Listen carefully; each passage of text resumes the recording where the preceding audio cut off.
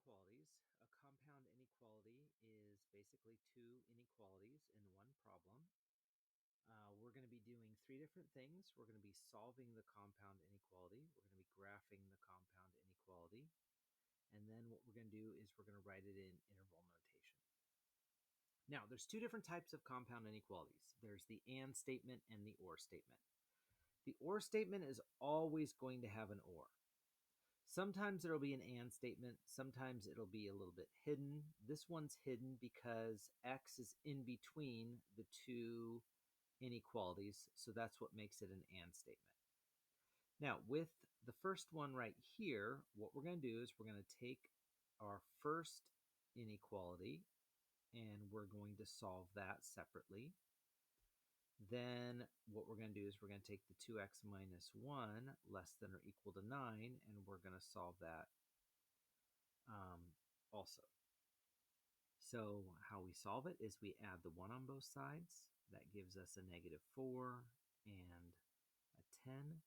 Then we divide it by 2 to get a -2 and a 5. Then we combine the two, just like we separated them with the x in the middle and the inequalities going in the same direction. When we're graphing it, no line means that it's an open circle. A line underneath the inequality means that it's a closed circle. Since x is in between -2 and 5, we draw the line in between. With interval notation, if you remember, open circle means parenthesis, closed circle means bracket. That's the and statement. Now the or statement, what we have are two inequalities, and they're separated with the or. We're going to subtract the 1, we get -20. We divide by -5. Remember, when we divide by a negative, what's going to happen is that we flip the inequality. So now it's greater than. For the other one, we subtract the 5 to get 4. We divide it by 2 to get 2. With the number line, we always have to put the least value first and the greater value second. So we start with the 2. It's a closed circle going to the left because it's less than. Here, x is greater than 4, so it's an open circle at 4 going to the right. Now, the interval notation is a little bit different because there's two lines. There's not one. With the and statement, notice that one line, we have one interval. Here we have two lines, so we have to write two intervals. This symbol in the middle is the symbol for or. So mathematicians like to use symbols for words, so that way it makes it a little bit easier. So this is the symbol for or. We have -infinity to 2. Notice it's a closed circle. That's why it's a bracket. And here we have an open circle. That's why it's a parenthesis, and it's going to infinity. Remember, it's always the least value first, and then we have the greatest value. So let's look at a few of the examples. First thing that we're going to do is we're going to solve it. So in order to solve it, we're going to subtract the 4.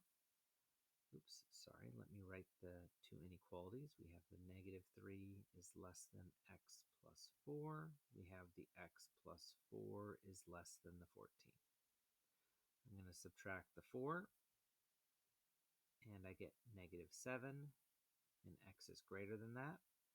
I subtract the 4, and I get x is less than 10. I'm going to put the x in the middle. I keep the inequalities the same, -7 and 10. Now, when we read this, we always read it from the variable. We don't read it left to right. So when we're reading this, we say x is greater than -7 and less than 10. And that right there is our answer. Now what we're going to do is we're going to draw the number line. The number line, what we have is -7, and we have 10. -7 is an open circle. 10 is an open circle. X is in between, so we fill in the line in between. With the interval notation, we have a parenthesis -7, and we have a 10 with a parenthesis also. Now, looking at letter B, what we're going to do is we're going to simplify this process. Instead of separating the two inequalities and then at the very end combining the two, we're going to solve it all at once. So I'm going to take the -2, and what I'm going to do is I'm going to add 2 on both sides of the inequalities. So I get the negative 3, and I have the 3x, and then I have the 21. Then, because 3 is multiplying the x, I divide it by 3. And I have x is greater than negative 1 and less than or equal to 7. So that right there is my answer. Notice that it saves us a little bit of time. Instead of separating them and then combining them, we can just do it all at once. Now, with the number line, what we have is negative 1 and we have 7. This is a little bit different because notice the line means that it's closed. No line means that it's open, but since x is still in the middle, we fill in the line. So with the interval notation, what we have is we have a parenthesis, negative 1, and we have a 7, and this time it's a bracket. Now for the next one, this is an OR statement. So we're going to solve them separately. I'm going to subtract the 6, and I get x is less than or equal to negative 6. I'm going to divide by 4, and x, I'm going to put the OR in the middle, or x is greater than or equal to 2. So this right here is solving it.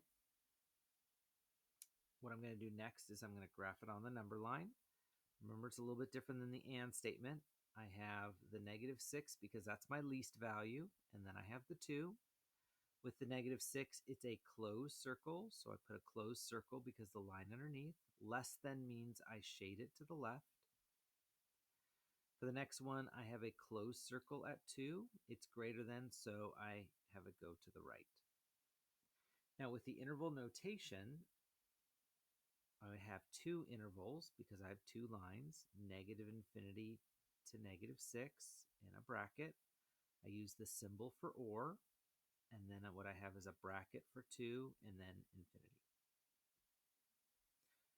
What I want you to do is pause the video and try those next 2 on your own and see how you do. Okay, looking at letter D, first thing that we're going to do is we're going to solve it at the same time. So I'm going to add the 1 on both sides, and that gives me negative 6, and I have the 2x, and I have the 4. Because of the 2 in front of the x, I'm going to divide everything by 2, and that gives me x is greater than negative 3, and it's less than or equal to 2. Now what I'm going to do is I'm going to draw it on the number line, and what I have is negative 3 with an open circle. I have 2 with a closed circle. Since x is in the middle, I draw the line in the middle. With the interval notation, what I have is just one interval because it's just one line. I have a parenthesis, negative 3. I have a bracket at 2. Now, letter E, this is an OR statement. So I'm going to solve it separately. I'm first going to add the 2. And I get negative 5x is less than negative 25. I divide it by negative 5, and I get x is greater than. Remember, I'm flipping the sign because whenever you divide by a negative, you flip the sign, and you get 5. Then I subtract the 8, and I get 3x is less than or equal to 1. So I divide it by 3, and I get x is less than or equal to 1/3. I'll put the OR statement.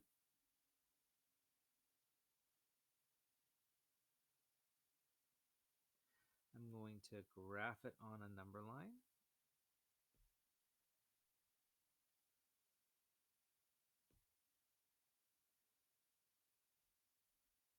And what I have is 1/3, and I have 5. Remember, the least value goes first.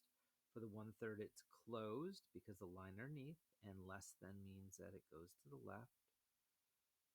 Greater than 5 means it's an open circle going to the right. And for the interval notation, because there's 2 lines, I'm putting 2 intervals. One is negative infinity to 1/3, or what I have is 5. Oops. Let me put a bracket.